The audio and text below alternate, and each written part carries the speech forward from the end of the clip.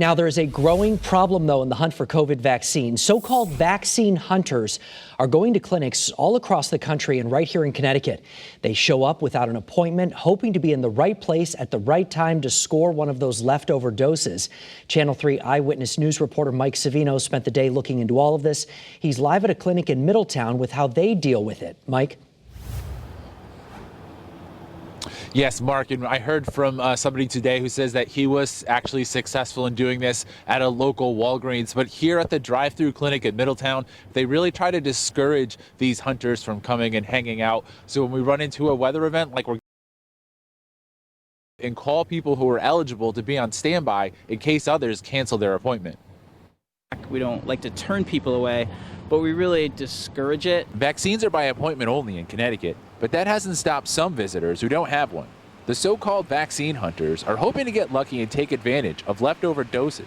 The Pfizer and Moderna vaccines can spoil just hours after they're removed from freezers.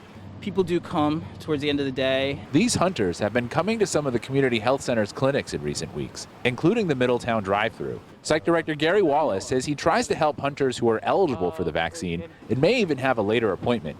But so far, no doses have gone to people who are not eligible. There's always a wait list in some way or another. Instead, CHC will call people who are eligible to come down, including people with future appointments.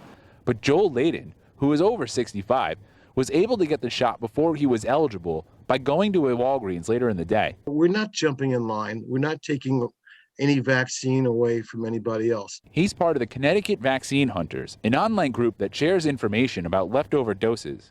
Now he's trying to start a group of vaccine angels who will focus on finding doses for the elderly and first responders who will be eligible later in Phase 1B. If you're a first responder or you are a senior citizen and you've had trouble making an appointment and or finding access, we're going to help you. Wallace is confident most people will come to their appointments Friday despite the snow. But CHC is still getting ready for cancellations. What we'll try to do is get ahead of kind of that wait list for people that we know are in the eligible categories. Maybe it was just the weather, but today we only saw one of these vaccine hunters. She didn't want to talk to us on camera, but said that she's a cancer survivor hoping to get the vaccine as soon as possible. Now, as far as the weather situation, the state is urging people who have appointments to cancel as soon, or reschedule rather, as soon as possible if you're worried about going out in today's weather or tomorrow's weather.